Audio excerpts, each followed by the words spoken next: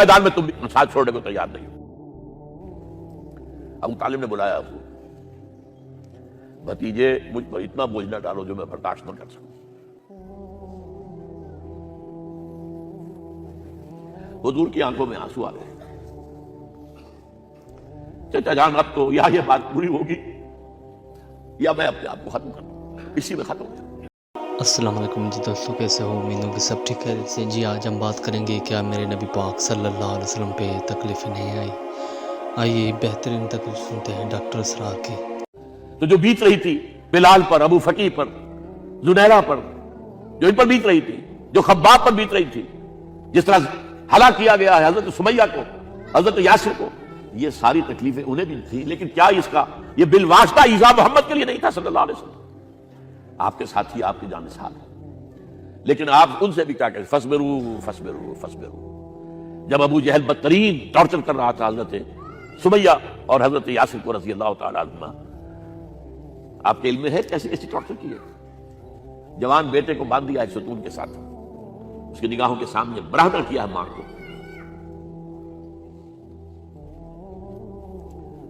ہاتھ میں ایک مورتی ہے، جب تنگ آ گیا ستا کر تنگ کر کے مار مار کے حضرت سمیہ ٹس سے مس نہیں ہو رہی، کہتا ہے تم ایک دفعہ کہہ دو سمیہ کہ ہاں اس مورتی میں بھی کچھ ہے، میں تمہیں چھوڑ دوں گا۔ انہوں نے تھوک دیا، برچھا مارا ہے شرمگاہ کے اندر۔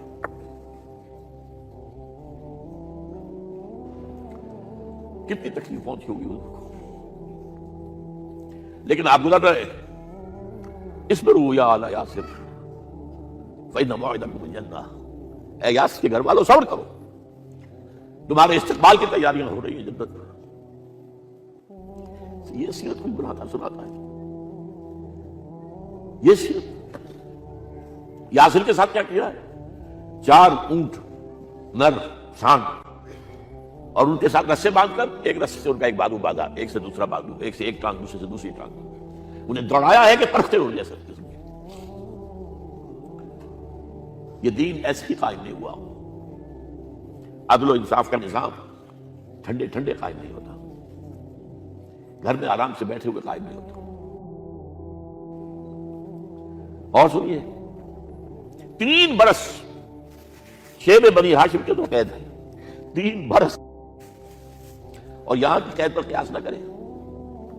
یہاں تو جیل میں کھانے کو ملتا ہے، راشن ملتا ہے، جیسا بھی ملتا تو ہے نا، اور لیڈروں کے لیے تو کلاس ایک کلاس بھی کلاس ہے، ان کا تو لیڈر تو لوگ جب آتے ہیں جیل کاٹ کر معلوم ہوتا ہے کہ شاید کسی صحت افزا مقام سے تشریف لا رہے ہیں۔ وہاں کیا تھا؟ ٹوٹل بائیکاٹ، ایک گھاٹی، ادھر پہاڑ ادھر پہاڑ، دونوں طرف جو ہے پہرے، کوئی کھانے پینے کی چیز اندر نہیں جائے گی، اور پورا خاندان بنی ہاشم، وہ بھی کہ جو ایمان نہیں لائے، وہ قبائلی زندگی تھی نا۔ بنو ہاشم چونکہ حضور کو پشت پناہی چھوڑنے کو تیار نہیں ہوئے، ابو طالب نے آخری وقت تک بھی ساتھ نہیں چھوڑا۔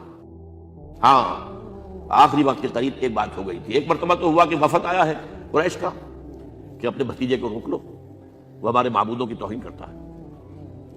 ابو طالب نے بلایا اور آپ سے کہا کہ یہ کچھ اپنے رویے کو بدلے۔ آپ نے فرمایا چچا جان اب تو چاہیے میرے ایک ہاتھ پر سورج اور دوسرے پر چاند رکھ دے، میں اپنے اس مشن کو چھوڑ نہیں سکتا۔ یہ ہے استقامت۔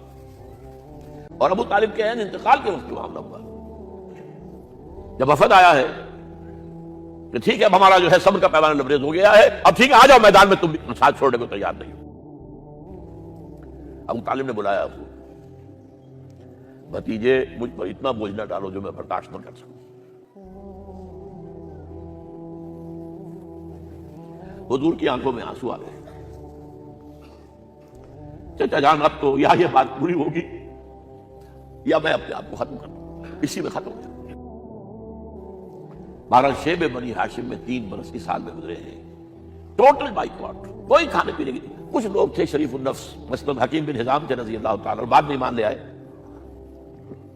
حضرت خدیجہ کے وہ رشتہ دار تھے، وہ پہاڑ پر چڑھ کر ایک طرف سے رات کی تاریکی میں، دونوں دروازے تو بند ہیں، پہاڑ پر چڑھ کر چوٹی سے نیچے اتر کر کوئی چیزیں کھانے پینے کی لے آئے بس اللہ کا خیر، کوئی اور ایک آدھ ہوگا ایسا۔ یہاں تک نوبت آئی ہے کہ بنی ہاشم کے یہ پھول جیسے بچے معصوم بھوک سے بلبلا رہے ہیں اور اس کے سوا کچھ نہیں ہے، کہ سوکھے چمڑے ابال کر ان کا پانی ان کے حلق میں ٹپکا دیا جائے. اور جو ہوا وادی طائف میں، جب مکے والوں نے فیصلہ کر لیا کہ آپ قتل کر دو، ابو طالب بھی فوت ہو چکے ہیں، آپ کوئی اندیشہ نہیں، کوئی خانہ جنگی شروع نہیں ہوگی، کوئی انٹرا ٹرائبل وار نہیں ہوگی، تو آپ طائف گئے ہیں. شاید وہاں کے 3 سردار تھے بڑے، اور یہ طائف اصل میں قریشی کا سمجھیے کہ یہ ان کا گرمیوں کا یہ صحت افزا مقام تھا. یہ تمام جو سردار تھے مکے کے، ان کی جائیدادیں وہاں تھی، باغات تھے، اور وہاں کے بھی 3 سردار تھے. تو شاید ان میں سے کسی کو اللہ توفیق دے دے. وہاں گئے ہیں اور صرف ایک ساتھ ہیں، حضرت زید بن حارثہ. حضرت ابو بکر بھی ساتھ نہیں، سائے کی طرح ساتھ رہنے والا بھی ساتھ نہیں تھا. وہاں جا کر جو آپ نے تینوں سے بات کی ہے، تینوں نے وہ باتیں کہی ہیں جو کلیجے کو چیر جائیں. تمہارے سوا کوئی اللہ کو نہیں ملا تھا رسول بنانے، جاؤ چلے جاؤ. ایک کہتا ہے فوراً چلے جاؤ یہاں سے، اس لیے کہ ہو سکتا ہے کہ تم سچے ہو تو کہیں میں تمہاری توہین نہ کر دوں، اور یہ بھی ہو سکتا ہے تم جھوٹے ہو تو جھوٹے کو میں منہ نہیں لگانا چاہتا. 3 دن کی یہ سختی، اور اس میں کیا ہو رہا ہے؟ اسٹریٹ ارچنز جو کہلاتے ہیں ہمارے یہاں، چھوکرے گلیوں کے، انہیں اشارہ کر دیا ذرا ان کی خبر لو. اب وہ پتھراؤ کر رہے ہیں. جیسے ہمارے ہاں کوئی آ جاتا ہے، کوئی نیم پاگل یا کوئی اور کسی طرح کا مست قسم کا آدمی، اور اس کے اوپر چھوکرے چاروں طرف ہوں اور ستا رہے ہوں. یہ نقشہ تھا، اور طائف کی گلیاں تھیں، اور محبوب رب العالمین تھے. ادھر سے پتھر آ رہے ہیں تو زید بن حارثہ رکاوٹ بن گئے، لیکن پیچھے سے آ رہے ہیں، وہ کیسے روکیں گے؟ پیچھے جاتے ہیں تو ادھر سے آ رہے ہیں. جسم لہو لہان ہے، خون رس رس کر زخموں سے جوتیوں میں آ کے جم گیا ہے. پھر وہاں سے آپ نکل کر گئے ہیں ایک باغ میں، تھوڑی سی پناہ لی ہے تھوڑی دیر کے لیے. جوتے بڑی مشکل سے اترے ہیں، خون جمع ہوا، اور وہ جو پھر دعا نکلی ہے آپ کی، وہ کلیجے کو چیر جانے والی ہے. اللہم الیک اشکو ضعف قوتی وقلت حیلتی وحوانی علی الناس. اے اللہ تیری جناب میں فریاد لے کر آیا ہوں، اپنی قوت کی کمی کا، اپنے وسائل کی کمی کا، اور لوگوں میں جو رسوائی ہو رہی ہے. الی من تکلنی الی بعید یتجہمنی او الی عدو ملکت امری. مجھے کس کے حوالہ کر دیا ہے؟ مجھے دشمن کے حوالے کر دیا جو چاہے میرے ساتھ کر دے. فریاد ہے کہ نہیں؟ بڑی زوردار فریاد ہے، بڑی زوردار. لیکن پھر مقام عبدیت کا ظہور ہوتا ہے.